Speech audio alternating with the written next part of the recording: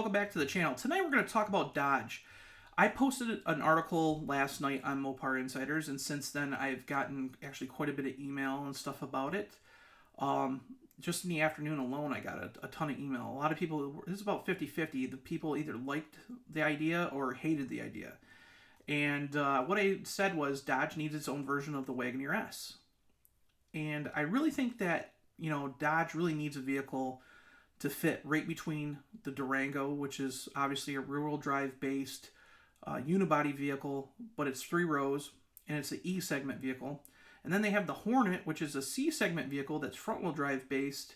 And I think that they really need to get back into the D segment SUV category. Now, the Wagoneer S, I haven't had a chance to drive it yet. I didn't get a chance to go out to San Diego for the media drive. I did get to spend some time with it at the Detroit Auto Show, so I'm hoping Jeep will send me one in the future when there's an availability. But the interesting part about the Wagoneer S is its size. It's based on the same architecture, the STLA large architecture, as the Charger Daytona. Now, keep in mind the Charger Daytona is the E-segment full-size car, but the Wagoneer S is narrower, shorter than the Charger, but it's a D-segment vehicle, and it's still a 4-door, 2-row SUV, and the package is actually not that bad. When I drove the Hornet a couple months ago, I was cramped. I'm 6'1", I'm over 300 pounds. I was smashed into the roof of the thing for my height-wise. I couldn't put the seat low enough to not be touching the ceiling in it. When I had a passenger in there with me, I was cramped because we're shoulder on shoulder, and it just didn't seem like it was a really comfortable ride. I mean, it drove really nice. The powertrain in that vehicle is actually pretty phenomenal, but I was not impressed with the room. You got to remember too is, Europeans are built smaller than Americans. They built that vehicle. It's just a rebadged Alfa Romeo, so it's not a true Dodge.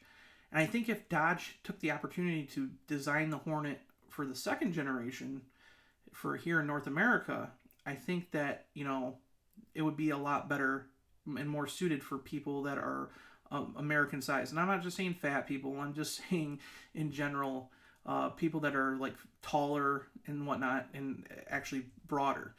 Like I said, it drove good and stuff. It wasn't my cup of tea. And we talk about pricing for the Hornet. The price for the Hornet was always too expensive, but the thing is, even with incentives on it, people aren't buying them up like you think they would. And I think a lot of it has to do with it just being a totally different vehicle than your common Dodge. So when you look at you get inside the vehicle, you do have the Uconnect system and stuff like that, but you don't have any physical buttons really. You got this roller knob. I mean, just everything's kind of laid out in Alfa Romeo style, and it just doesn't feel like a Dodge. If you look at the Durango's been a really good seller for Dodge. The nameplate's been around, since 1998. And, being in its technically its 3rd generation, it's gotten several updates for this generation, and we're going to get a 4th generation in 2027. Dodge has really, doubled down on the Durango being really the only vehicle left with performance credentials with internal combustion so far. I mean, it's the only one with a Hemi engine left. So, I mean, there's a lot of people who love the Durango. I myself have owned 4 Durangos in my lifetime. My daily driver right now is a 2021 Dodge Durango. I love the fact that it's a 3-row SUV. It's perfect size for me, perfect size for the family. So I really love that vehicle. But there's a segment right between that is the most competitive SUV segment in North America, the D segment. And Dodge hasn't had anything in it since, if you look at the actual segment, Dodge hasn't had anything in it since the 2020 Dodge Journey. So it's kind of one of those things where, if you really want to be competitive in the automotive segment in the whole industry in North America, you need something to be in the D SUV segment. And unfortunately, Jeep's getting the Recon, the Cherokee, and the Wagoneer S, and Dodge doesn't have anything. So I really think if Dodge were to get something in that segment, they could really do some damage. The only thing I could say is the Wagoneer S, if you look at it, I mean, it's got a lot of content. and when you compare it to the Dodge Charger Daytona, which it shares its platform with, performance-wise, the Wagoneer S is actually really, really good. It's got 600 horsepower. It's got all-wheel drive, 0 to 60 in 3.4 seconds. You look at the Dodge Charger Daytona Scat Pack Stage 2, it's got 670 horsepower, all-wheel drive, and it only does 0 to 60 in a tenth of a second quicker. So when you say that, like you actually look at the figures, the Wagoneer S is really impressive. And then you look at the actual like weight difference between the two. There's a 200-pound weight difference. So the Wagoneer S has more range.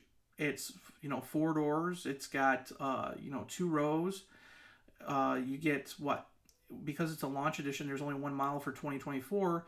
You get the passenger screen. You get a panoramic sunroof. You get heated and cooled seats for both the front and rear passengers. There's just a 1,200-watt stereo system. There's just a ton of more equipment you get, and it's only $71,995. And I say only, which is a lot of money, but that includes destination. You look at the Charger Daytona Scat Pack Stage 2, you're looking at a fully loaded one, it's $85,000. And that doesn't include destination. That doesn't include taxes and fees and license and all that other stuff added on. And by the time you add a warranty and all that other stuff to it, you're looking at like $93,000 out the door. So the Wagoneer S is a lot better deal. I mean, if you figure it out, the Wagoneer S is probably about 76 fully loaded with warranties and everything too. So you're really getting a way better deal for performance-wise with the Wagoneer S. Something that Dodge really needs, because obviously the Charger's more like really crazily priced, especially now that Elon Musk has lowered the price of the Model S Plaid to only about $6,000 more than the Dodge Charger Daytona. And that thing has over 1,000 horsepower. So Dodge really needs to refocus on the Charger Daytona's pricing.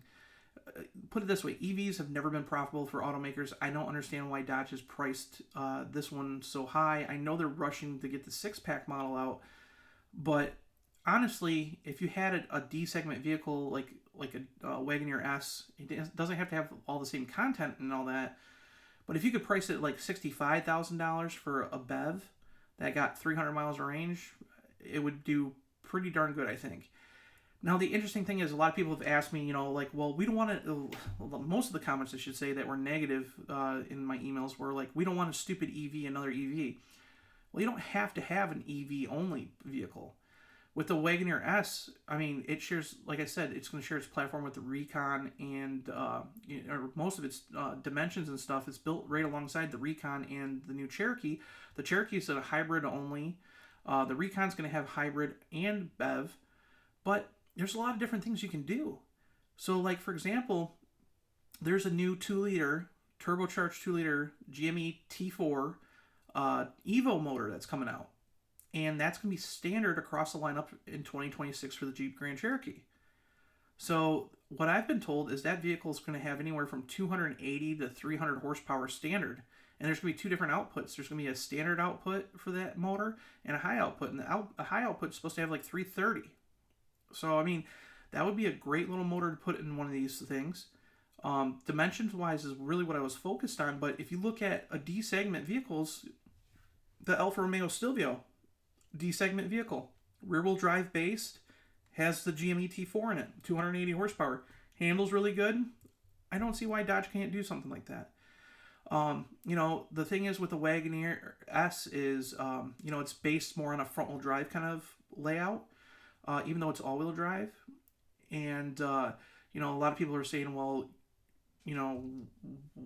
Dodge doesn't need a front-wheel drive based vehicle. But if you look at the actual performance numbers, it really doesn't matter, for the all-wheel drive for the electric version. But if you were to go rear-wheel drive, people have been dying to have something smaller than the big boaty Chargers for a long time.